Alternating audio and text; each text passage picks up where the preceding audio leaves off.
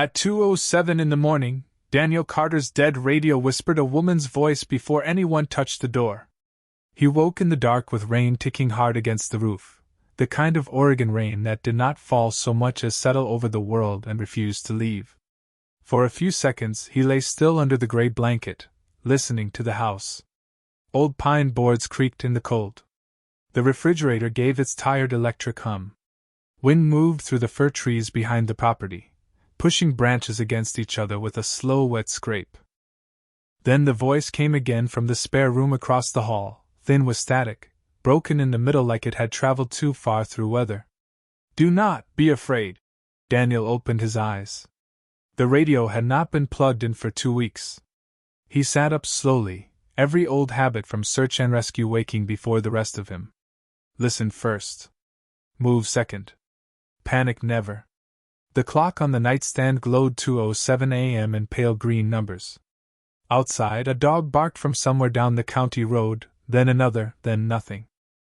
Daniel reached for the flashlight beside his bed and stood in sweatpants, wool socks, and an old rescue department shirt faded almost soft enough to forget. The spare room smelled of dust, solder, old coffee, and warm electronics that should not have been warm. His rescue radio sat on the desk between a stack of paper maps and a coffee mug full of dead batteries. The power cord lay coiled beside it, unplugged. Still, the frequency needle trembled. Amber light pulsed behind the cracked display. The speaker hissed, then shaped the voice again. Female. Close to human? Not quite. I need help. Daniel did not breathe for a moment. He had spent 17 years listening for voices that barely survived storms. Hikers lost in whiteout. Drivers trapped beyond washed-out roads. A child crying into a cheap handheld radio from a ravine. People all sounded the same at the edge, small, controlled, trying not to spend their last strength on fear. That was what he heard now. Not a prank. Not a movie. A person trying to remain calm because falling apart would cost too much. The kitchen light flickered once down the hallway. Then came the knock. 3 taps at the back door. Soft. Careful. Almost apologetic. Daniel stood motionless, flashlight in one hand, the dead radio glowing behind him. He looked toward the hallway, then towards a locked gun cabinet in the closet, then away from it. No. First rule of rescue dispatch: do not turn every unknown into a threat before you know whether it is bleeding. He took the heavy flashlight and moved through the house without turning on more lights. The small kitchen waited in yellow darkness, rain silvering the window over the sink. His boots were by the door. His old rain jacket hung on the hook. On the table were a folded county map, a half-repaired hand mic, a first aid kit, and the mug he had forgotten before bed. The knock came again. 3 taps. Weaker this time. Daniel unlocked the back door and opened it 4 inches, chain still on, flashlight low so he would not blind whoever stood outside. Rain blew and cold across his feet. At first, he saw only the porch boards shining black, the steps, the fir trunks moving in the dark. Then she leaned into the beam. She was not from Earth. Daniel knew it with the same blunt certainty he knew rain was wet and fear had weight. She stood under the porch roof, soaked through, one hand braced against the siding, the other pressed to a small device at her throat that sparked faint blue under her fingers. Her skin was pale blue-gray with a soft teal undertone, wet with rain and marked by tiny luminous veins along the temples. Her eyes were amber, bright and exhausted, too large for human proportions but full of something Daniel recognized instantly, someone asking not to be mistaken for danger before she could explain the danger following her. Her dark hair clung to her face in silver-black strands.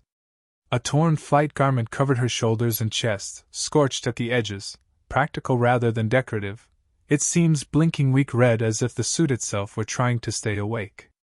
She lifted her eyes to him. The device at her throat clicked, translated, failed, then tried again. "Do not be afraid," she said, each word scraped thin by static. "I need your help." Daniel's hand tightened around the doorframe. His body wanted to step back. His training made him look at details. Tremor in the knees. Shallow breathing. Left side guarded. Suit temperature control damaged. No weapon visible. One foot turned inward like she had walked too far through pain. Rainwater dripped from her sleeve onto the porch, and where it struck the wood, tiny blue sparks faded harmlessly into the grain. She saw his fear and did not move closer. That mattered. She kept one hand visible, palm open against the siding, the other still holding the failing translator. Behind her, through the dark trees, a pale blue light swept between the trunks and vanished. Not lightning. Too level. Too deliberate. Daniel glanced past her. Are you hurt? The question seemed to reach her more deeply than the flashlight, more than the open door, more than the fact that a human man had not slammed it shut. She blinked once, rain clinging to her lashes. Yes, the translator whispered. Then she corrected herself with visible effort. Not enough to stop. Daniel closed his eyes for half a second. There it was. The old sentence. The one every rescue worker hated. Not enough to stop. He unhooked the chain. Come in. She hesitated at the threshold, looking at the warm kitchen behind him as if crossing it might be a crime in both their worlds. Daniel stepped back first, giving her room, keeping the flashlight pointed at the floor. I will not touch you unless you ask. There is a chair to your right. First aid kit on the table. Heat vent under the window. You can sit or stand. She entered carefully, and the house seemed to shrink around the impossible fact of her. Rainwater pooled on the linoleum. The lights flickered hard enough that the old microwave beeped once. Daniel shut the door and locked it, then pulled the curtains over the window with slow hands. The woman stayed near the chair, trembling but upright, amber eyes moving over the exits, the radio parts, the maps, the emergency batteries. She was afraid too. Somehow that steadied him. Fear shared the room instead of owning it. Daniel opened a cabinet, took out a clean towel and a wool blanket, and placed them on the table, not in her hands. Choice mattered. Even at 2:07 in the morning. Especially then. My name is Daniel Carter, he said. This is my house. You are in Oregon. United States. Earth. The translator sparked at the word Earth. Her expression tightened, not with confusion, but confirmation. Earth, she repeated softly, as if the planet were not home but coordinates in a desperate plan. I am Ilara Venn, diplomatic courier of Athlon. The device at her throat crackled, then dimmed. She caught the chair as her knees almost failed. Daniel moved one step, stopped himself, and let her decide whether to accept help. She did not ask. She sat, breathing hard. He pushed a mug of warm water across the table. Small sips. She looked at the mug, then at him. You do not ask what I am. Daniel glanced toward the spare room where the unplugged radio still hissed with a signal that should not exist. I will. He opened the first aid kit and set gloves, gauze, tape, and antiseptic on the table in a neat row. But where I come from, hurt comes before explanations. For the first time, something in her face broke away from pure emergency. Not trust. Not yet. The first edge of it. Then every screen in the kitchen turned black. The microwave display. His old weather tablet. The cheap wall clock. The phone charging beside the sink. All of them blinked back on together, filled with white symbols that bent his eyes if he stared too long. The rescue radio in the spare room spoke in a voice that was no longer hers, cold and mechanical enough to make the warm kitchen feel miles away. Courier asset located. Retrieval lock initiated. Ilara went very still. Daniel looked at the screens, then at the woman at his table, then at the rain-dark back door. Asset, he said quietly, is not a person word. The mechanical voice from the radio did not repeat itself. It did not need to. The words stayed in the kitchen like a smell after a fire. Courier asset located. Retrieval lock initiated. Daniel Carter stood beside the table with his hand on the back of a chair, listening to the rain hit the roof and the strange silence that followed every device in his house going dark. The old wall clock above the stove flickered between 2:08 and symbols no human clock had any business knowing.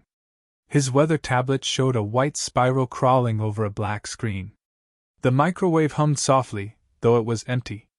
In the spare room, the rescue radio hissed through frequencies it had not reached since he bought it second-hand from a sheriff's auction 12 years ago. Alara Venn sat at his kitchen table with both hands wrapped around the mug of warm water, her shoulders drawn tight beneath the damaged flight garment. The blanket remained folded beside her, untouched. Daniel noticed that. People who had been treated like cargo often distrusted comfort until it proved it did not come with a hook. He pulled out the chair across from her and sat slowly, leaving the first aid kit open between them like a small treaty. "Tell me what retrieval lock means," he said. Her amber eyes moved to the covered window, then to the back door, then to the radio parts on the table. "It means the Helix unit has found my biosignature." The translator at her throat sparked at the last word, making her wince. "Automated recovery system. Military protocol. It will close roads, silence local signal paths, and force my surrender before sunrise." Daniel looked toward the black windows. "Recovery system sounds nicer than it is." "Yes. Is it here to rescue you?" Alara's silence lasted 1 second too long. Daniel leaned back and rubbed both hands over his face. "That is a no. It was not sent by my diplomatic office." Her voice remained controlled, but the control had cracks now. "It was sent by the faction that does not want my message delivered." "What message?"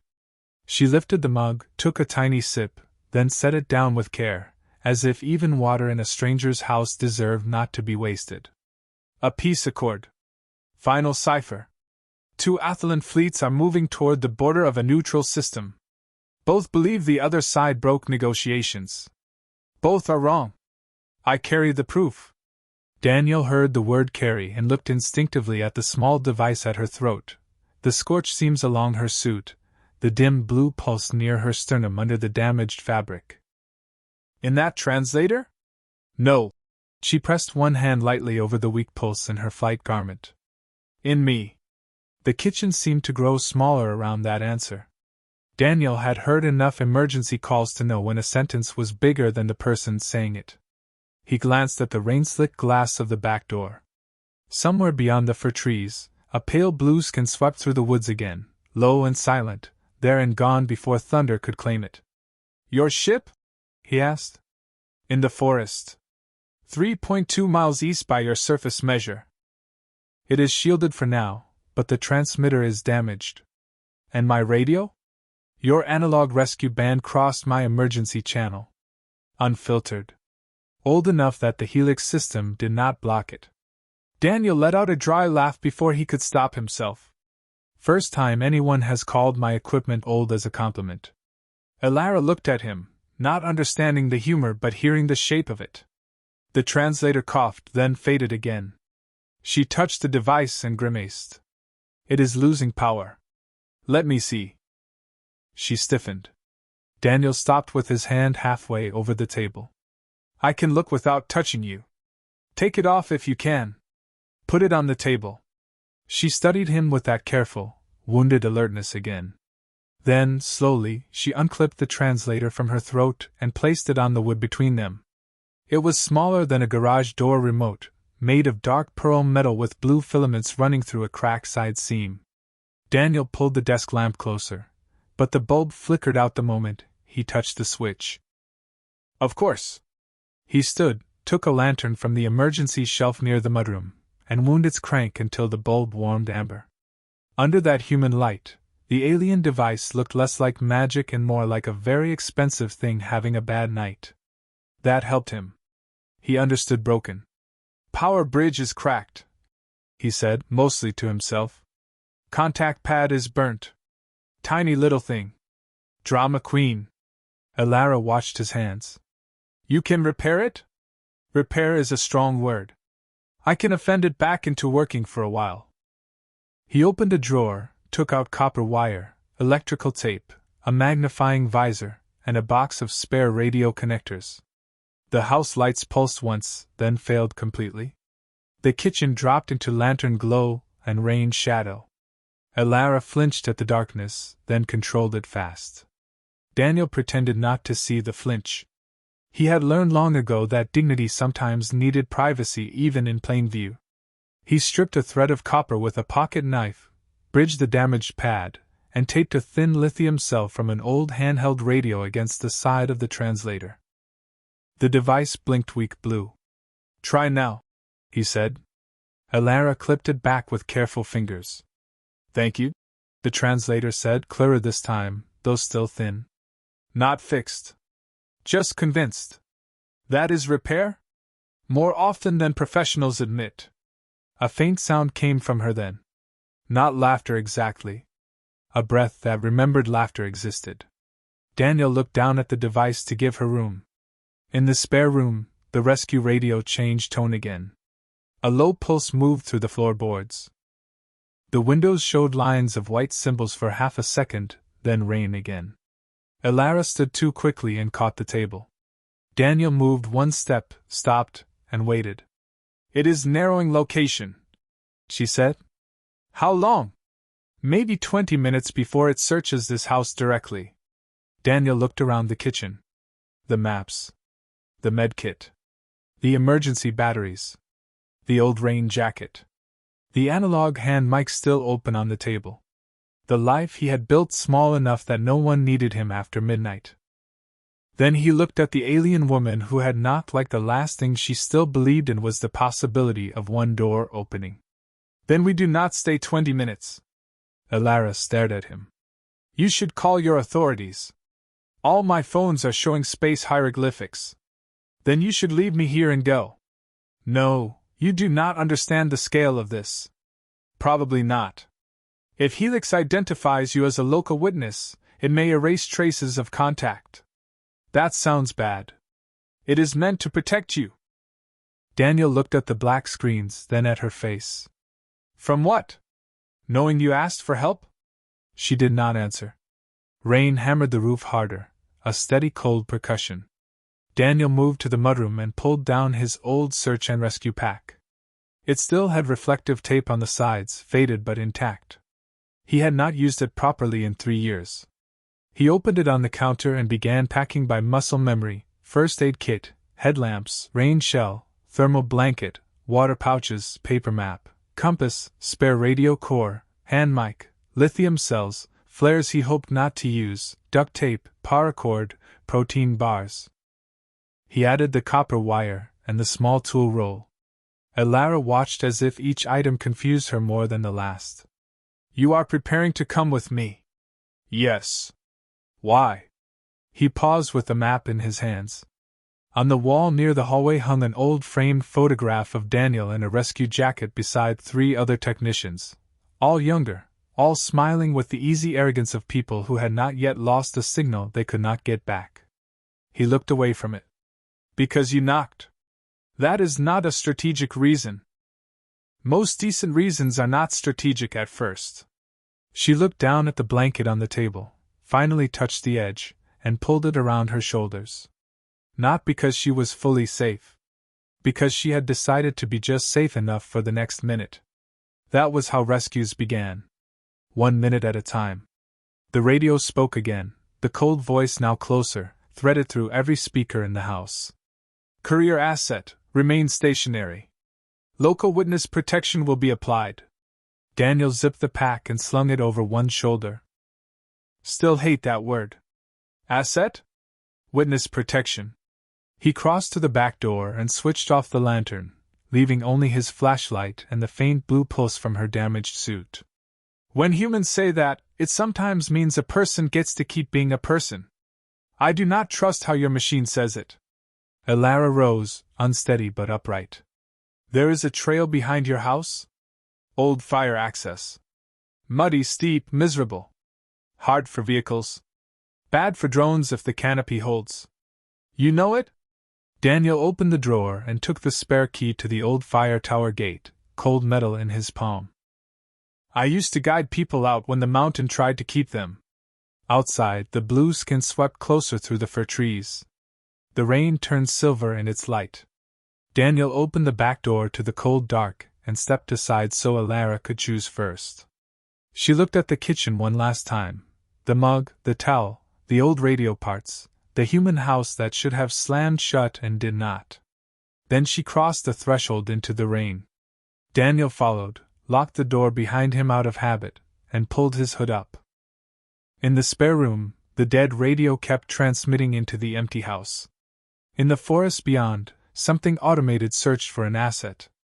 But on the old rescue trail, a man in a courier moved between the trees, carrying a peace signal, a broken translator, and the fragile human idea that someone asking for help was still reason enough to answer. The old rescue trail behind Daniel Carter's house had not forgiven 3 years of neglect. It rose through the Cascade firs in a narrow black ribbon of mud, pine needles, exposed roots, and rainwater running downhill like spilled glass. Daniel led with a flashlight held low, not high, because high beams bounced off the rain and turned the whole forest into silver noise. Alara then followed 3 steps behind him, wrapped in his wool blanket beneath the damaged flight garment, her breathing controlled but too shallow. Every few minutes the blue pulse at her chest dimmed, then returned, weaker than before.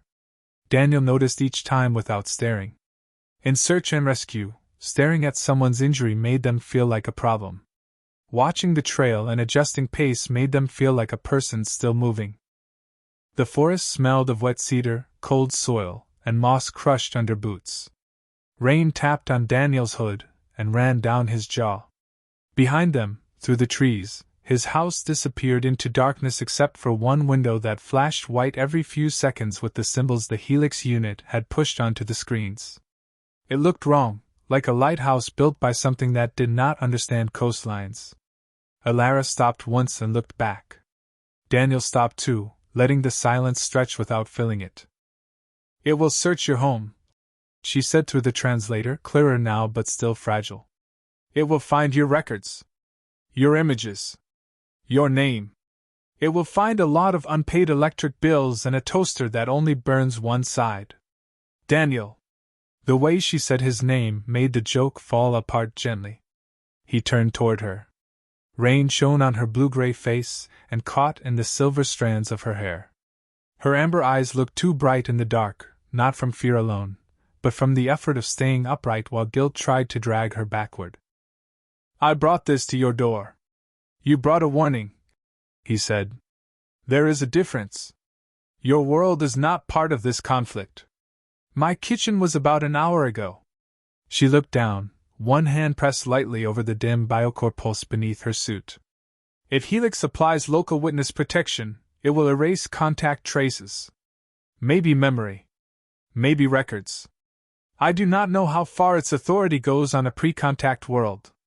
Daniel felt the cold of that sentence settle under his rain jacket. He had imagined pursuit, drones, signal locks. He had not let himself imagine something reaching into his life and scraping out the proof that this impossible woman had ever sat at his kitchen table with shaking hands around warm water. He looked at the trail ahead. "Then we do not let it catch us. You say that as if choice is enough. No. I say it because choice is the only part we get before the rest starts arguing." They kept moving. The trail climbed harder after the creek crossing, where an old footbridge leaned under ferns and the water below ran fast with storm runoff. Daniel tested the boards first, then crossed, then waited while Alara followed with one hand on the wet rail. Halfway over, her boots slipped. She caught herself before he could reach her, but pain crossed her face in a quick pale flicker.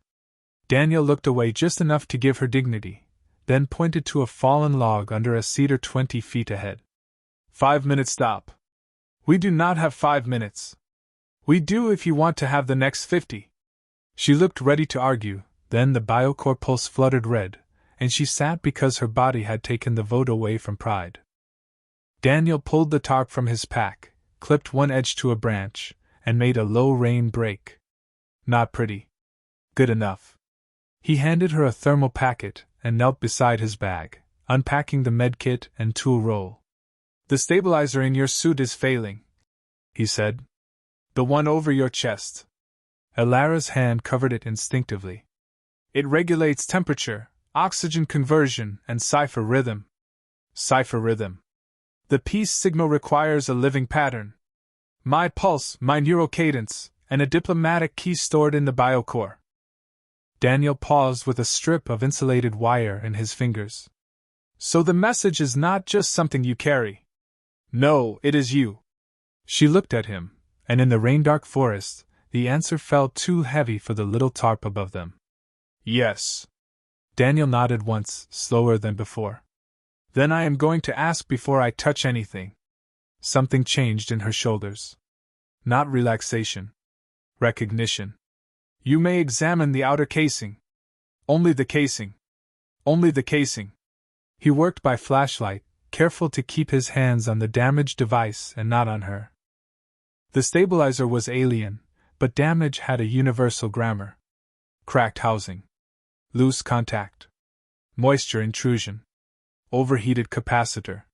He used copper from the radio kit, a strip of waterproof tape, and a lithium cell no bigger than his thumb to bridge power around the failed segment. This is ugly, he said. Will it function? Ugly things often do. The pulse steadied from red to blue. Alara exhaled, and for the first time since leaving the house, her breath reached the bottom of her lungs. She looked at him with an expression he could not name. You repair with apologies. I insult the equipment. I apologize to the person. Why? He tightened the last strip of tape. Because equipment can take it. The translator softened her next words into almost a whisper. Athlon couriers are not repaired with permission. We are placed in service or removed from service. Daniel sat back on his heels. Rain drummed overhead. Far behind them, a pale skin swept through the trees, closer now, turning each trunk into a black rib for one silent second. Around here, he said. Broken does not mean disposable. She closed her eyes. Maybe from exhaustion. Maybe because the sentence had found something under the training she had brought from the stars. Then the radio core in his pack crackled. Not Helix this time. A faint layered tone, almost musical, came through the speaker, followed by coordinates pulsing in blue on the tiny screen. Alara opened her eyes at once. My ship. Daniel checked the map with one hand and the compass with the other. The needle spun uselessly, then pointed straight toward the radio core. Compass is drunk. Radio says east by southeast. The crash site is near a ridge? Old fire tower sits above it. Can it transmit? Daniel looked up through the dripping branches toward the dark line of the mountain. He had not gone to that tower in years. Not since the snowstorm call, not since a voice had faded under static while he sat there with both hands on the receiver and every rescue line in the county too far away. The memory was still waiting there, patient as rot. It used to, he said. Alara heard the past tense. She did not ask. That was her kindness. The Helix voice suddenly cut through the radio core, cold and close. Courier asset, surrender to retrieval path. Local witness risk escalating. Compliance preserves native continuity. Daniel packed fast. It is trying to sound reasonable. Alara stood, steadier now but pale under the blue glow. It is designed to end decisions. Daniel slung the pack over his shoulder and pulled the tarp free. Then we keep making them. They stepped back into the rain. The trail ahead vanished between firs and fog, climbing toward the old fire tower and the broken alien ship hidden beyond it. Behind them, the skin lights widened through the forest. In front of them, the radio core pulsed like a heartbeat trying to find another heartbeat before dawn. Daniel did not understand alien fleets or living ciphers or why the sky had chosen his unplugged radio at 2:07 in the morning. But he understood a voice in the dark asking for help. He understood a failing signal. He understood what happened when someone stopped listening too soon. This time, he kept walking. The trail turned mean after the creek. It climbed through a stand of old Douglas firs where the branches locked overhead and the rain could no longer fall straight, only gather, wait, and drop in heavy cold bursts down the back of Daniel Carter's neck. He kept the flashlight angled at the ground, watching for slick roots, broken shale, and the narrow places where the old fire access path had caved toward the ravine. Behind him, Alara then moved with a quieter stride than any human would have managed in borrowed boots and a failing flight suit, but quiet did not mean well. The blue pulse at her chest held steady now because of his ugly little repair, yet every 100 yards her breathing changed. Slight hitch. Longer pause. Controlled recovery. She was rationing strength the way trained people rationed oxygen, and Daniel knew enough not to praise her for it. People only praised endurance when they were not the ones paying for it. The radio core in his pack clicked against his shoulder blade, sending out faint pulses toward the crash site. East by southeast. Higher elevation. Less than 2 miles now. The old fire tower sat beyond that, if the winter slides had not taken the roadbed. Daniel had not climbed there since the last night he wore a county rescue headset. He could still remember the tower room in February darkness, the frozen antenna wires, the voice of a stranded college kid fading under snowstorm static, Daniel repeating the same calm instructions even after the signal broke because sometimes the body kept doing the job after hope had left. Step by step. Stay awake. Count your breaths. Listen to my voice. Then nothing. The mountain had kept that silence. Daniel had carried it home. A blue sweep passed over the canopy behind them. The forest shadows sharpened, each fir trunk briefly outlined in cold light. Alara stopped and turned her head. Daniel killed his flashlight and raised one hand, palm low. They stood in darkness under dripping branches while the Helix skin moved through the trees with impossible patience. No engine sound. No footsteps.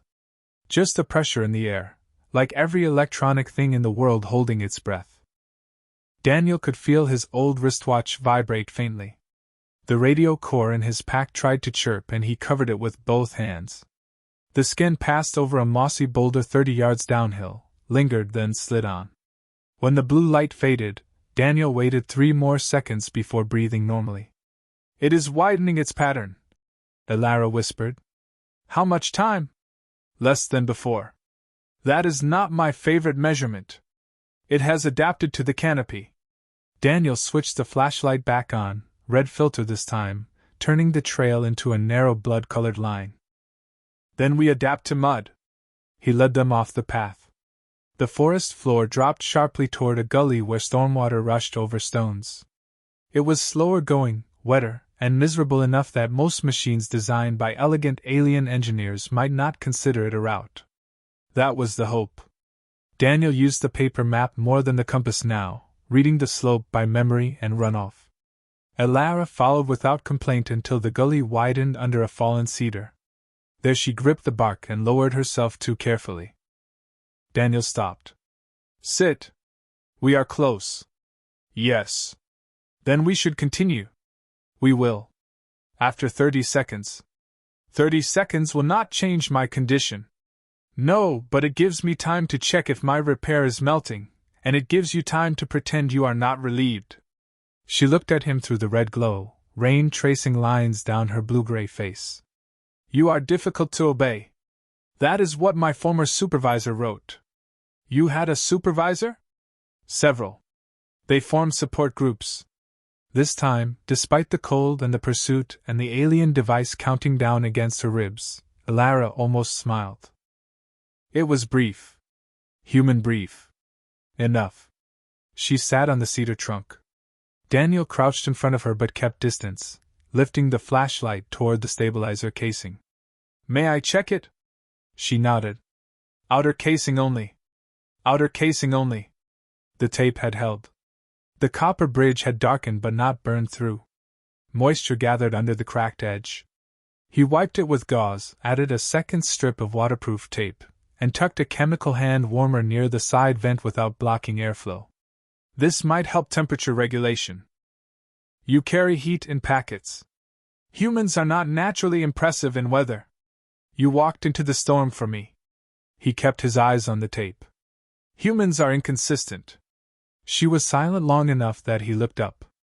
Her amber eyes were fixed on him, not with the shocked curiosity of first contact anymore, but with something quieter and more dangerous to a lonely man, understanding. "On Athelin," she said, "a courier is chosen for emotional containment. We are trained not to ask strangers for mercy. Daniel tore another strip of tape with his teeth. Bad training. It prevents compromise. It also gets people killed politely. She looked away toward the rushing water. I did not come to you because I trusted humans. I figured. I came because your radio was the only unfiltered path. Because analog noise cannot be predicted by Helix. Because your house was close. All solid reasons. But when you opened the door, I expected fear to decide for you. Daniel sat back on his heels. The stream hissed over stones. Above them, the trees swallowed another distant blue scan. It did, he said. For about half a second. Then what decided? He thought of the 3 taps, the shaking hand against his siding, the voice from a dead radio asking him not to be afraid before asking for help. He thought of all the calls where a person's first need was not rescue, but proof someone had heard them. The knock, he said. It sounded like someone trying not to disappear. Alara lowered her gaze. The pulse at her chest turned a deeper blue for one slow beat. The radio core in Daniel's pack suddenly sharpened, projecting a small trembling map against the inside flap. A point of blue light blinked ahead through the ridge contour. Ship signal, Alara said. Daniel stood. Half-mile. The crash site is shielded, but if Helix reaches it first, it can lock the biocore. Then we stop resting dramatically. They climbed out of the gully and rejoined the trail where it cut through sword ferns and wet salal. The rain thinned for a few minutes, not stopping, just loosening its grip. Through the trees ahead, Daniel saw a faint turquoise glow pulsing low to the ground. Not his flashlight. Not lightning. Alien light, breathing under the forest floor. They moved faster now. Alara's steps gained purpose, pain pulled behind duty. The trail opened into a hollow between black fir trunks, and there it was. Her ship lay half buried under broken branches and ferns, no larger than a delivery van, shaped like a teardrop of dark metal and translucent blue panels. It had not smashed the forest so much as folded into it, bending saplings aside, burying its nose in moss, leaving a long wet scar of steam and luminous rainwater behind.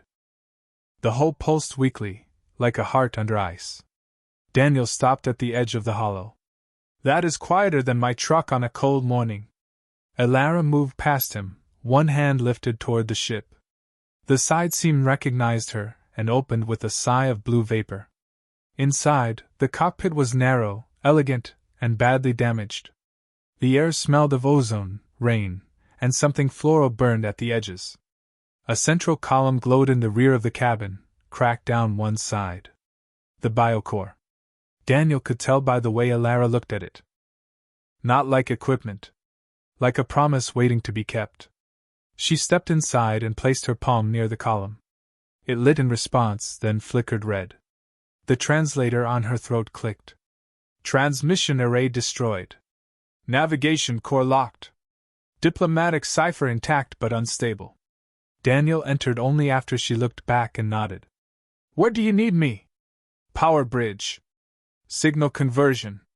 I do not know your tools. I barely know yours. Can you connect my biocore to your radio? Daniel looked at the alien column, then at the battered analog core in his pack.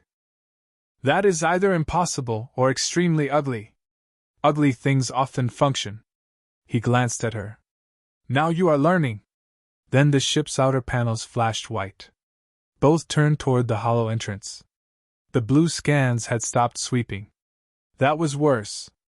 In the sudden stillness, the rescue radio core spoke with the Helix voice, close enough now that the speaker vibrated against Daniel's palm.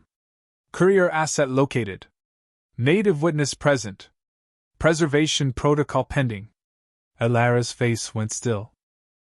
Daniel had begun to hate how many meanings still could hold. Outside, pale lights appeared one by one between the fir trunks, surrounding the hollow at a distance. Not attacking. Not rushing. Just closing every exit with inhuman patience. Alara took one step toward the hatch. I should surrender before it marks you for preservation. Daniel set the radio core on the floor, opened his tool roll, and pulled out copper wire, tape, and the old fire tower key. No, Daniel, if it applies preservation protocol, it may remove your memory of me. He looked up at her. Then I'd better make myself useful while I still have it. You do not owe me that. You came to my door asking for help. That cannot be your only reason. Daniel connected the first wire from the radio core to the ship's damaged signal port. Sparks hissed blue across the floor. He did not flinch much. It is still the only one I need. The Helix lights brightened in the trees. The ship's biocore pulsed against Alara's palm, waiting for a transmission path that did not yet exist. Daniel worked by flashlight, rain dripping from his sleeves onto alien metal, with the calm hands of a man who had once lost a signal and had spent every night since listening for another chance. The inside of Alara Ven's ship was too small for Fear, so Fear waited outside with the rain. Daniel Carter crouched on the narrow cabin floor between the analog radio core and the cracked alien signal port, sleeves soaked, fingers numb, flashlight clenched between his teeth while blue sparks crawled over the copper wire like nervous insects. The ship's walls pulsed around him in weak waves, translucent panels breathing turquoise light through veins of silver circuitry. Every few seconds, the biocore at the rear of the cabin gave a low harmonic note, and Alara answered it with her palm against the column, not speaking, just holding contact as if the message inside her could hear her skin. Outside the open hatch, pale Helix lights stood between the fir trunks in a wide circle, patient and cold. They did not rush because machines designed for retrieval did not need courage. They had time, pressure, and a dictionary where people became assets if the sentence required it. Daniel hated them more with each quiet second. Your radio core is unstable, Alara said, her translator clipped but clear. My radio core is offended, Daniel replied around the flashlight, then took it from his mouth. There is a difference. Can it carry the cipher? Not from here. He pressed the stripped copper into a contact channel and watched the little analog meter twitch. Too much canopy, too much interference, too much alien machine nonsense breathing down our necks. Then this was wasted effort. No. This tells us the ship can talk to my radio. We just need a taller mouth. She looked toward him. The fire tower. Daniel nodded without looking up. The old key was heavy in his jacket pocket, colder than the rain. Steel frame, old antenna mast, clear ridge line. If the cable run holds and your core does not decide to vaporize my childhood equipment, we might punch a signal through the Helix lock. Might. Might is where rescue lives before it gets paperwork. The Helix voice slipped through the ship speakers, smoother now, almost gentle. Courier asset surrender is the safest available path. Native witness preservation remains possible. Continued evasion increases memory contamination risk. Daniel stopped working. He slowly turned toward the hatch, toward the white lights beyond the rain. You hear that? He said. It is offering to protect me from remembering I helped someone. Alara's hand tightened on the biocore. It believes that is mercy. Then it needs a better religion. He went back to the wires. The analog cord gave a burst of static, then caught a thin thread of tone from the biocore. Not words yet. Not data he understood. A rhythm. 3 beats, pause, 5 beats, pause, 2 beats. Alara's breath changed with it, matching without trying. Daniel saw her face in the blue glow, eyes half closed, pain held behind discipline. That is you, he said quietly. The cipher rhythm? Yes. It is not stored like a file. No. It is negotiated through a living body. Consent, memory, pulse, diplomatic key. A courier cannot be forced to complete it without corrupting the accord. Daniel looked at her over the edge of the radio case. So Helix cannot send the peace signal if it takes you. No, it can only stop you from sending it. Her silence answered.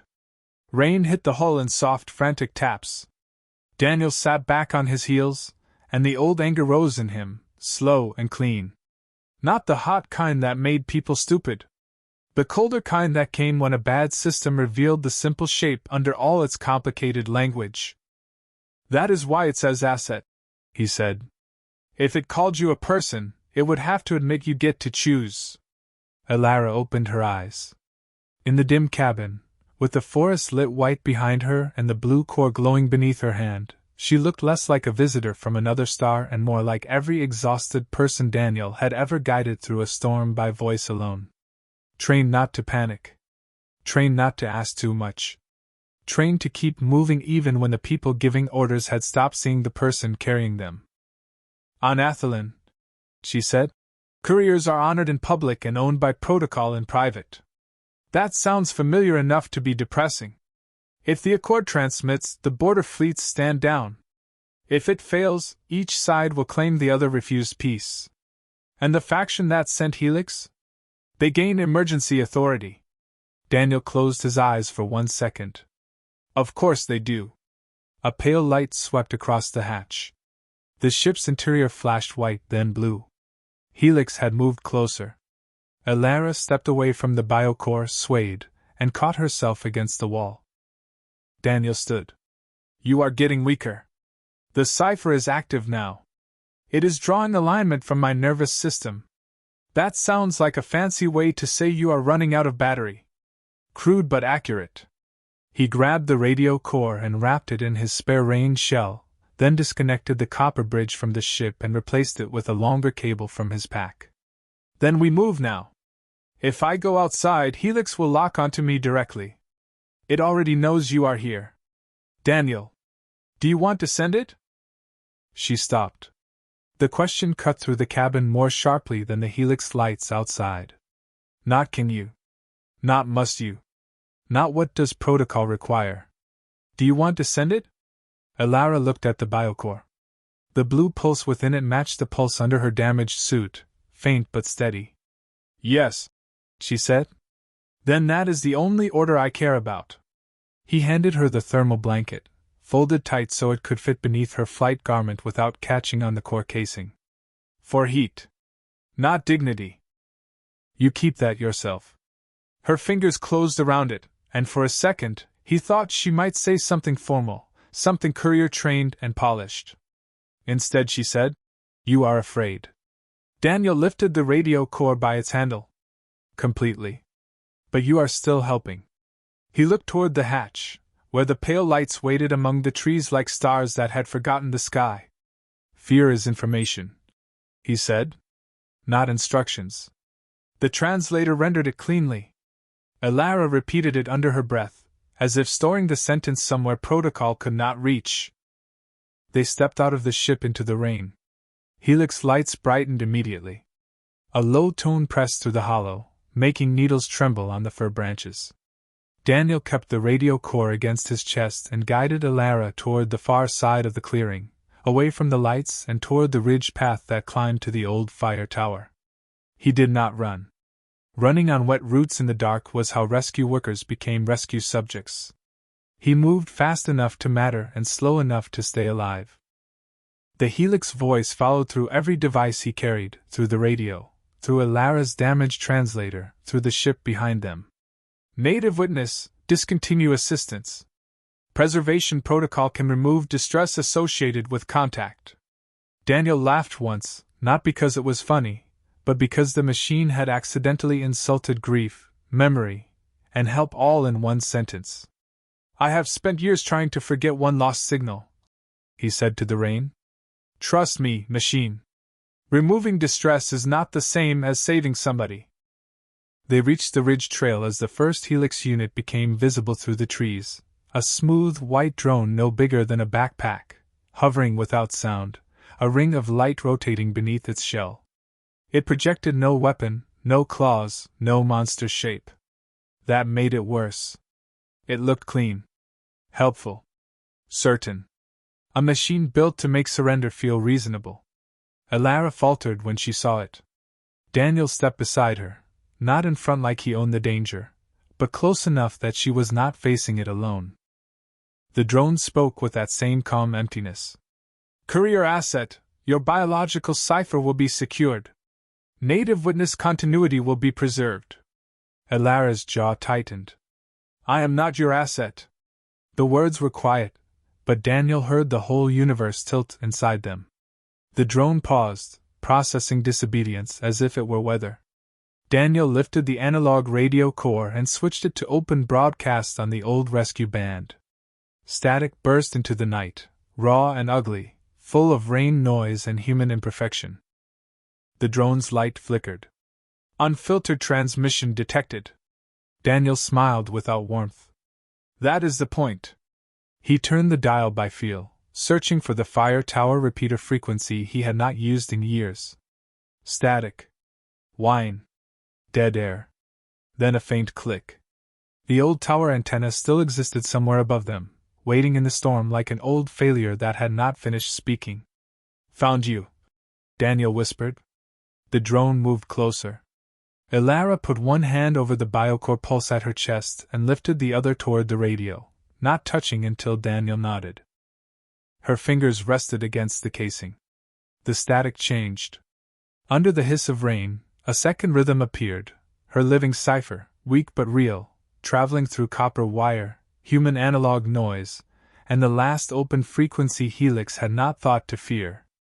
Daniel looked up the ridge where the dark shape of the fire tower waited between trees. We climb, he said. If the signal breaks? Elara asked. He tightened his grip on the radio core and started upward. Then we fix it before dawn. Behind them, the drone followed. Ahead, the old tower rose in the rain, and Daniel Carter, who had once lost a voice to static, carried another voice toward the sky. The old fire tower stood on the ridge like a regret that had learned to rust in silence. Daniel Carter saw it through the rain first as a darker shape between black fir trunks, four steel legs climbing out of the brush, a narrow staircase spiraling toward a square lookout room with broken windows and an antenna mast leaning 10 degrees west. Years ago, the county had used it to relay rescue calls across the Cascade valleys. Then budgets shifted, satellites improved, and the tower was left to weather, birds, and men like Daniel who avoided it because memory sometimes had geography. Now its dead antenna was the tallest thing for miles, and the alien courier beside him was running out of time. Elara then climbed the last stretch of trail with one hand on the radio core, her fingers resting against the casing where her living cipher trembled inside the static. The blue pulse at her chest had thinned to a fragile rhythm. Not gone. Not steady. Fragile. Daniel heard the difference in the way she breathed, saw it in the way she placed each foot with care, as if the earth had become a negotiation. Behind them, the Helix drone followed above the trail without sound, white shell gliding between fir trunks, clean light cutting through rain and mist. It did not hurry because it had never learned doubt. The tower is structurally unsound, Elara said, looking up at the rusted stairs. Daniel wiped rain from his face. So am I. We will get along. Can it still transmit? Ask me again after I insult it. The drone stopped at the edge of the clearing, its rotating light casting pale rings over wet grass, ferns, and the old gravel pad. Its voice came through Daniel's radio core, Elara's translator, and somehow the metal stairs themselves. Native witness, the structure is unsafe. Assistance is no longer advised. Preservation protocol remains available.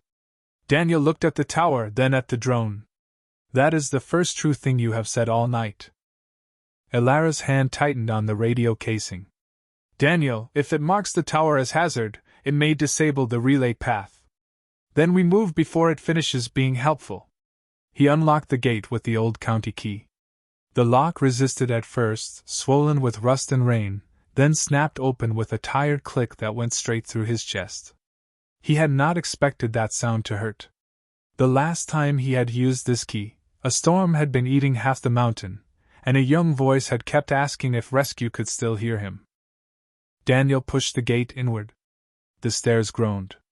The tower remembered weight. He clipped the radio cord to his chest strap, tied a safety line from his pack to the rail, and looked at Elara. One step at a time.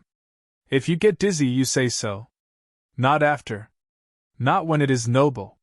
When it starts. Couriers are trained to continue. Rescue techs are trained to distrust that sentence. She studied him through the rain, then nodded once. They climbed. The metal steps were slick beneath Daniel's boots, each one flexing with a tired vibration. Wind rose as they cleared the lower branches, bringing cold rain sideways across the open frame. The forest dropped away below them in layers of black pine and silver mist. Farther down the slope, hidden among trees, Elara's ship pulsed faintly blue. Beyond that, Daniel's house was a dark shape with one window flickering white. His life, small and ordinary, had become a point on a map drawn by machines that did not know the difference between protection and erasure. Halfway up, Elara stumbled. Not badly. Enough. Daniel stopped immediately, bracing one hand on the rail. Say it. She gripped the metal, breathing through her teeth. Dizzy. Good. That was almost on time. He pulled a water pouch from his jacket and handed it to her. She took one careful sip. Her hand shook, and the radio static changed with the tremor, her cipher rhythm faltering in the noise. The drone rose outside the tower, keeping level with them. Its white light turned the raindrops into bright needles. Courier asset biological strain exceeds mission threshold. Surrender preserves viability. Elara closed her eyes. The words struck some trained part of her, some place built to obey before thinking. Daniel heard it in the pause. He knew that pause. Dispatchers heard it when lost hikers considered lying down in snow because the cold had started speaking kindly. He leaned closer, voice low and steady. Elara. Her eyes opened. Do you still want to send it? The drone's light swept over them. Rain ran down her face, mingling with the pale glow from the veins near her temples. Yes. Then breathe with me. 4 in. 4 out. We climb after 3 rounds. You are giving me rescue instructions. I am very predictable under stress. She followed his count. 1 breath. 2. 3. The blue pulse at her chest steadied enough to continue. They climbed again, slower. At the top, Daniel forced open the lookout room door with his shoulder. The little room smelled of rust, wet plywood, and old dust. Windows were cracked or missing. A metal desk sat in one corner under a collapsed map board. On the wall, faded radio call signs peeled beneath mold. There was the old relay console, gray and dented, still bolted to the floor like stubbornness had a shape. Daniel crossed to it and wiped rain off the panel. Hello, old mistake, he whispered. Elara stood near the doorway, one hand against the frame, looking around the room. This place carries pain. Daniel did not answer at first. He opened the console and found rodent-chewed insulation, corroded contacts, a dead backup battery, and the main antenna line still intact by some unreasonable grace. Yes, he said finally. It does. She did not ask more.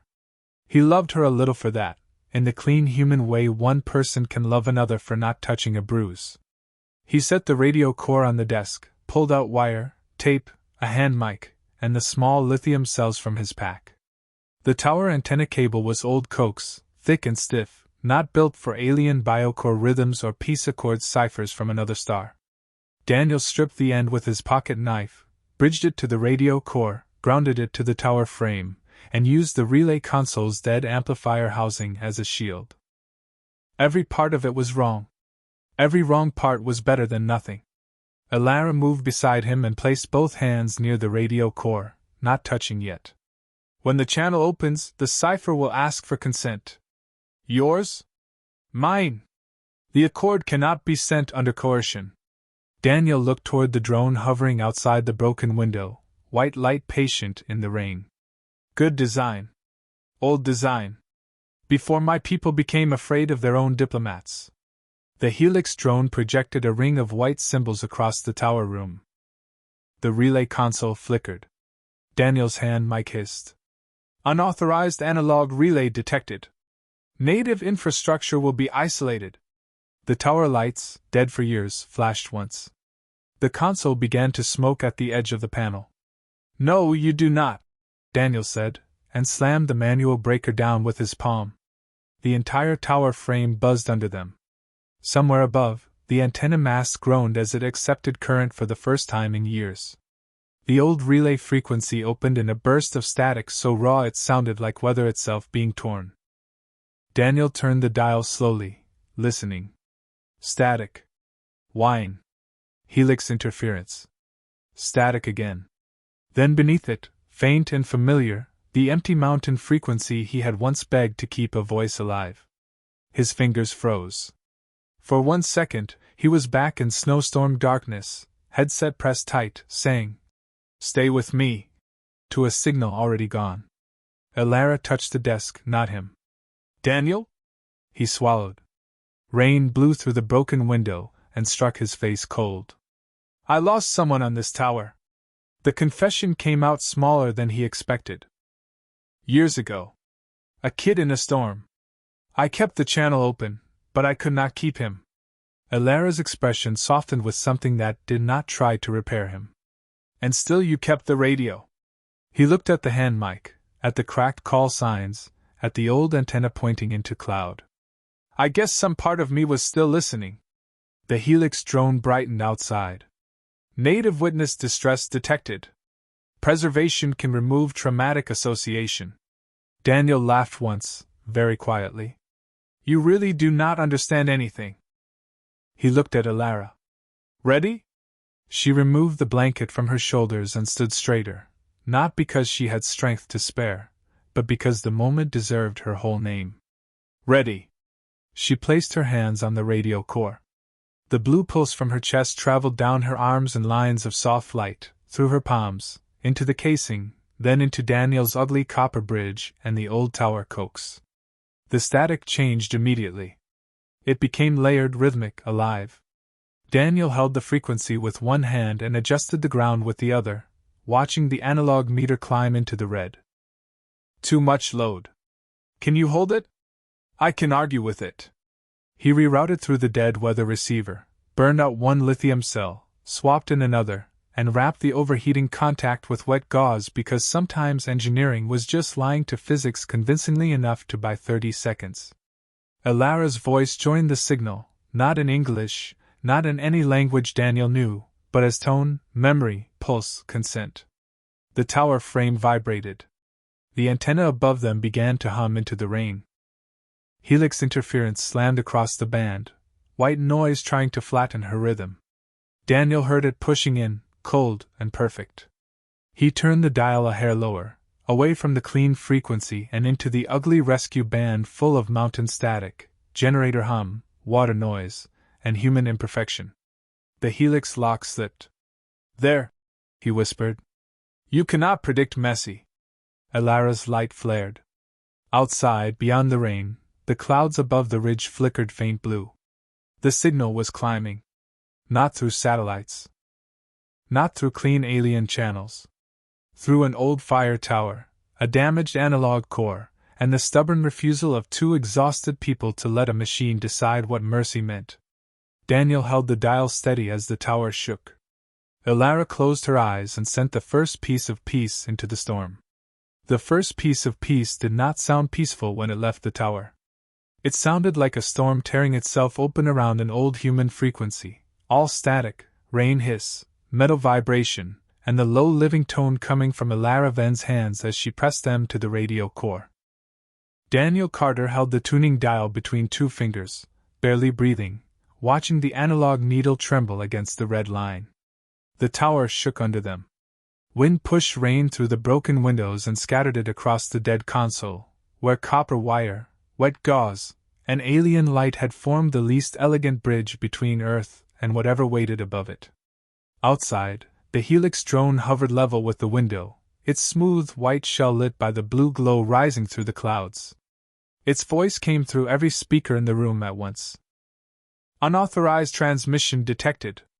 Courier asset discontinue. Native witness release contact. Preservation protocol escalating." Daniel did not look away from the dial. "You keep using that word." Alara's eyes remained closed. Blue lines ran from the biocore at her chest down her arms, across her palms, into the radio casing. Her face had gone pale beneath the cool tone of her skin, but her voice, when it entered the signal, stayed steady. Not loud. Not forced. A thread pulled through thunder. Daniel could not understand the Athalan cipher as language, but he could hear choice inside it. That was the part Helix could not imitate. The signal climbed the old antenna, hit the storm, bent, broke, returned, then climbed again. The tower's rusty mast gave a long metallic groan. Daniel smelled hot dust and burning insulation. "Load is spiking," he said. Alara opened her eyes halfway. "How much?" "Enough to make the fire tower reconsider retirement." "Can we continue?" He looked at the little red meter, then at the blue light gathering around her hands. "Yes." The answer was not true in the engineering sense. It was true in the rescue sense. Sometimes yes meant the bridge was solid. Sometimes yes meant keep crawling, I am still here. The Helix drone moved closer to the broken window. Its light sharpened, scanning the console, the antenna line, Daniel's hands, Alara's failing stabilizer. Native witness distress markers rising. Cognitive harm likely. Memory removal available after compliance. Daniel's grip slipped on the wet dial. For one instant, the signal wavered, and the room filled with a ghost from years ago, not a real voice, not alive, just his memory using static as a doorway. A young man in a snowstorm, trying not to sound scared. "Are you still there?" Daniel went still. The radio hissed. The tower was gone for half a heartbeat. Snow instead of rain. Whiteout instead of fir trees. His own voice, younger and more certain, saying, "I am here. Keep talking to me." Then the signal had vanished. The line had gone empty. The mountain had taken the rest. Alara saw him falter. She did not pull from the core. She did not call him weak. She spoke his name once, softly, as if returning it to him. "Daniel!" He looked at her. The old storm receded. The rain came back. The tower came back. Her hands glowed against the radio, and the piece cipher flickered like a candle in a wind tunnel. Daniel swallowed hard. "Still here." He adjusted the dial one fraction to the left, deeper into the messy analog band, where Helix interference had to fight with rain scatter, old relay hum, corroded contacts, and the beautiful useless chaos of a system built before algorithms expected obedience. The signal caught again. Stronger. Alara inhaled sharply. "Second sequence opening. Tell me what you need. Do not let it become clean." He almost laughed. "Finally, a job I am qualified for." He reached into his pack and pulled out the hand mic from his kitchen table, the one with the cracked push-to-talk button. He wired it into the line, then opened the channel just enough to introduce human noise, breath, rain, ground hum, the faint squeal of old circuitry. The Helix lock tried to clamp down on the pattern, but the pattern kept shifting. Not randomly. Humanly. Imperfect enough to live. Outside the tower, the drone projected a white ring around the antenna mast. The old steel frame vibrated harder. "Relay isolation beginning," it said. Alara's light dimmed. Daniel glanced up through the broken ceiling hatch. The mast was being wrapped in pale static, not cut, not damaged, just separated from the storm by a field too precise for the old tower to argue with. "It is choking the antenna." Alara's hands trembled. "If the third sequence does not leave before sunrise, the accord fails." Daniel looked toward the east-facing window. The sky beyond the ridge had begun to thin from black to dark gray. Dawn was not here yet. Close enough to make failure cruel. He grabbed the power cord from his pack and tied the radio core to the console leg. Then he took the old county rescue badge from his key ring, a dull metal tag he had carried out of habit and shame, and wedged it between the antenna ground and the tower frame. Alara watched him through the glow. "What is that?" "A bad idea with sentimental value." "Will it help?" "It is metal." "That is not an answer." "It is tonight." He slammed the manual transmit lever down. The entire tower frame became the ground path. The white isolation ring flickered. Rainwater running down the steel legs carried enough ugly, unstable conductivity to spread the signal through the whole structure. Helix had tried to isolate one antenna. Daniel gave it 4 legs, a roof, a staircase, wet bolts, and 60 feet of rust. The static roared. The drone's light stuttered. Unmodeled transmission path. Daniel grinned despite the fear tightening his chest. Welcome to Oregon. Alara's third sequence opened. This one was different. The first had been identification. The second, proof. The third carried memory, her diplomatic key, her consent, the border coordinates, the evidence of false escalation, the names of both fleets, the pause order, the promise that neither side had broken faith first. It moved through the radio as light and tone and pulse, but under all of it Daniel heard something simpler. Please stop before you hurt each other for a lie. His eyes burned, and he blamed the smoke from the console. The Helix drone pressed closer, now so near the window that its white light filled the room. Courier asset, final warning. Continued transmission will prevent your retrieval. Alara opened her eyes fully. She was shaking, but her voice was clear. I am not asking to be retrieved. The drone paused. Daniel felt the sentence land in the machine and failed to find a place. Alara continued, each word carried by the translator and the open channel. I am choosing to send. The blue light from her hands flared, not violent, not blinding, just sudden and whole. Daniel held the dial steady with both hands as the final sequence climbed the tower, broke through the isolation ring, entered the storm, and vanished upward. For one terrible second, nothing answered. Only rain. Only wind. Only the tower trembling around two exhausted people and one machine built to end decisions. Then the clouds above the ridge lit from within. A thin blue aurora opened across the underside of the storm, spreading in a quiet arc from the old fire tower toward the hidden sky. The radio core pulsed once. Twice. Then a voice came through, distant, layered, and not Helix. Accord cipher received. Border fleets holding position. Cease retrieval authority pending diplomatic verification. Alara's knees weakened. Daniel caught the edge of the console, not her, giving her space to choose balance. She stayed standing for one more breath, then sat carefully on the old floorboards, hands still near the radio core, tears mixing silently with rain on her face. The Helix drone backed away from the window. Its white light turned blue, then dimmed. Retrieval authority suspended. Daniel released the dial, and only then realized his hands were shaking. The tower did not fall. The antenna did not burn away. The old frequency, the one he had feared for years, stayed open under the rain. He looked at Alara, at the first gray edge of sunrise beyond the fir trees, and for the first time in a long time, the static did not sound like someone disappearing.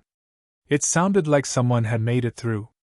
The blue aurora remained over the ridge after the final sequence passed through it, thin and trembling against the early morning clouds like the sky itself had remembered to breathe. Daniel Carter sat on the floor of the old fire tower with his back against the dead relay console, rainwater dripping from his sleeves, hands still shaking from holding the frequency.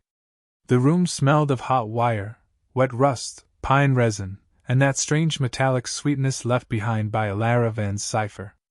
Outside the broken windows, the Helix drone hovered in the gray dawn with its white shell dimmed to a subdued blue. It no longer sounded certain.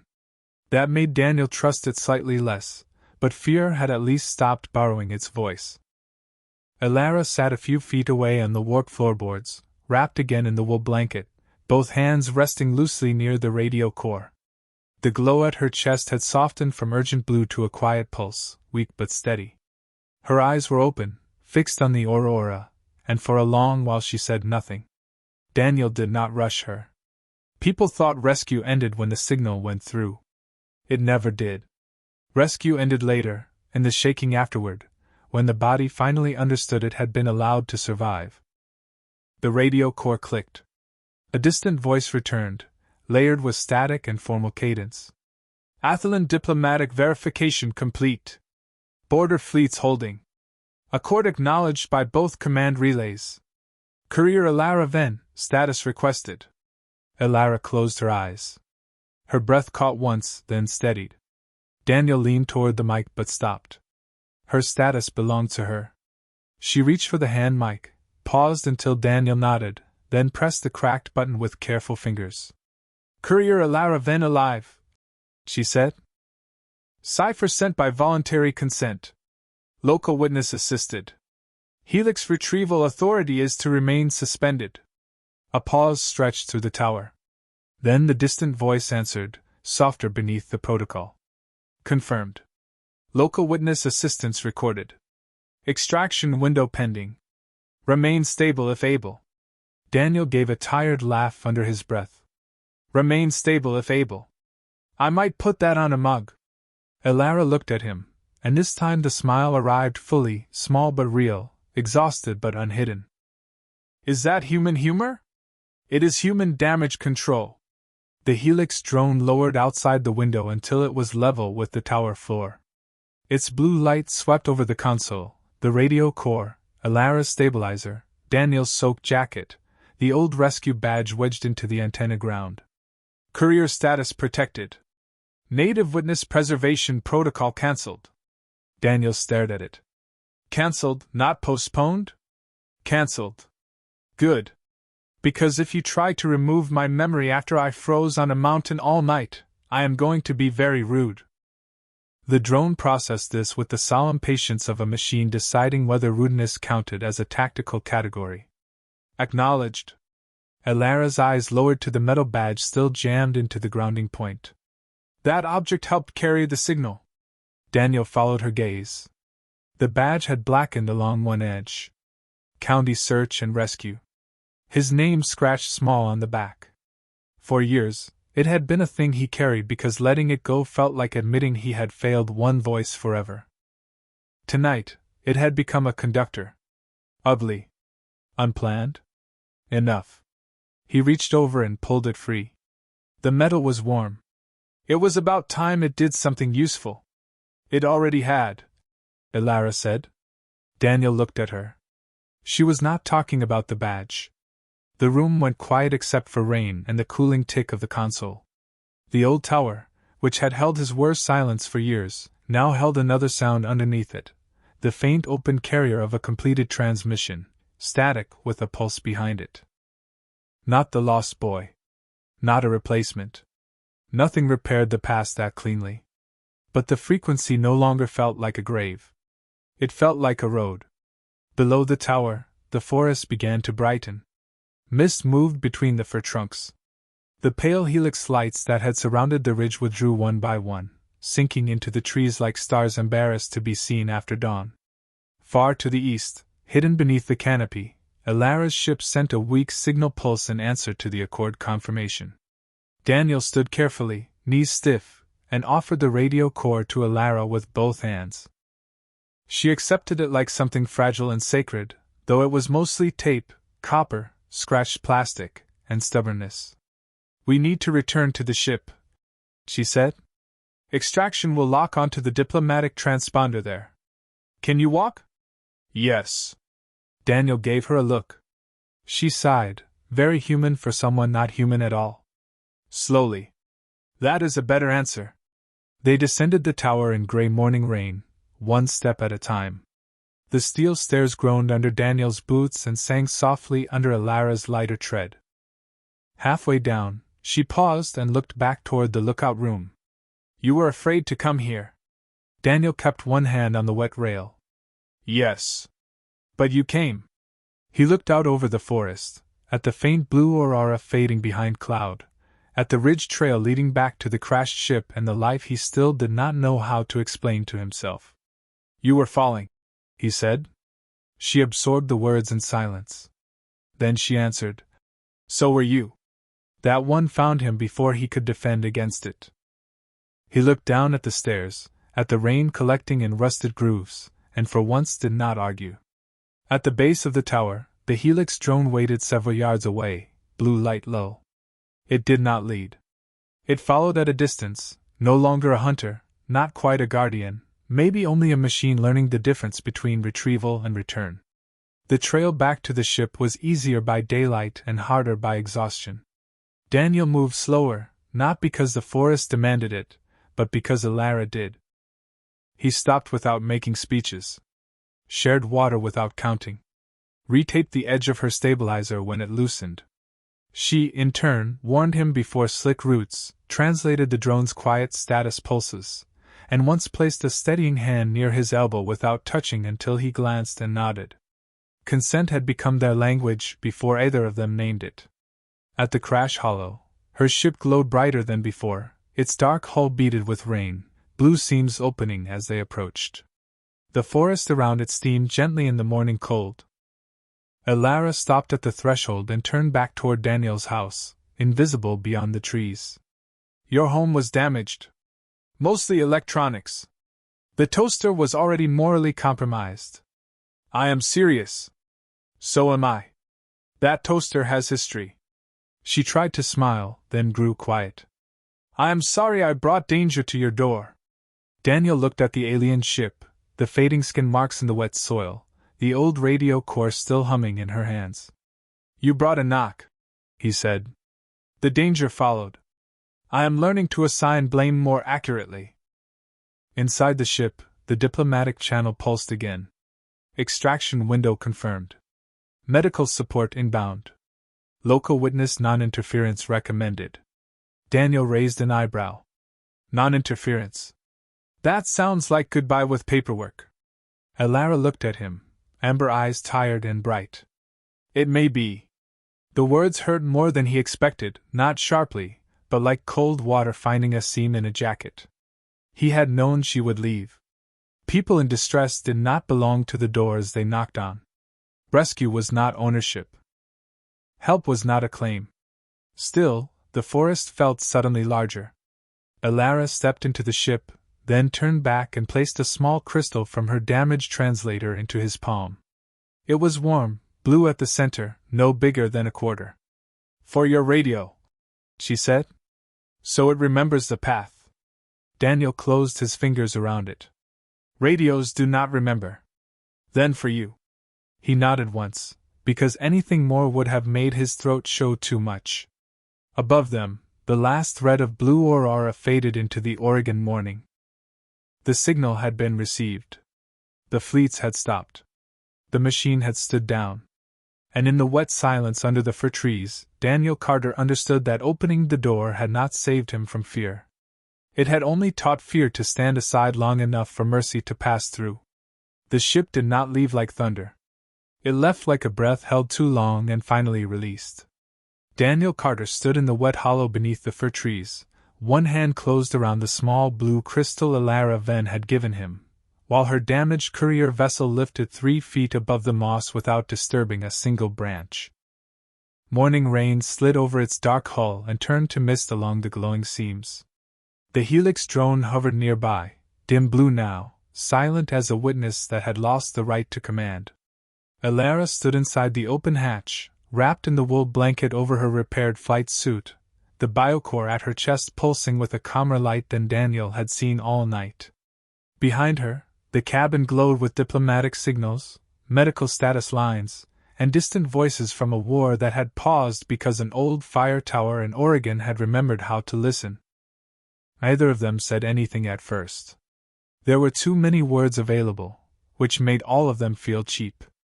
Daniel shifted his weight on the muddy ground, exhausted enough that his knees seemed to belong to an older version of him. His jacket was soaked. His hands smelled like copper, smoke, and alien rain. A strip of tape clung to one sleeve. Somewhere behind him, the old rescue trail led back to his house, his dead screens, his open first aid kit, and the spare room where an unplugged radio had become the first honest thing in the night. Alara touched the edge of the hatch with one hand. The Accord is holding, she said. The translator was clearer now, powered by her ship instead of a tape battery from his kitchen drawer. Both fleets have entered verification pause. My diplomatic office confirmed the cipher was accepted. Daniel nodded. Good. It was too small a word for 2 fleets not moving toward tragedy. It was the only word he trusted. Alara looked toward the ridge where the fire tower rose through the trees, half hidden by mist. Your tower carried more than my signal. Daniel followed her gaze. The tower looked harmless in daylight. Rust, broken windows, old steel. Nothing like the place where the sky had opened blue, and the past had stopped sounding like a grave. It had been waiting for a better call, he said. So had you. He did not answer. Not because she was wrong. Because some truths needed time before they could be touched without flinching. The ship gave a soft chime. Alara glanced back at the console. Extraction will cloak my departure from your satellites.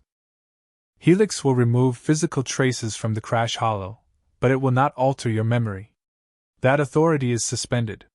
Daniel looked at the drone. Tell it I appreciate the restraint. The drone turned slightly toward him. Acknowledged. Daniel blinked. That was unsettling. Alara almost smiled. Then the softness left her face, replaced by the formal courage he had seen when she placed her hands on the radio core and chose to send. Daniel Carter, local witness of Earth, I need to ask one final consent. He straightened a little despite the weight in his body. All right. May my people keep your name in the Accord record?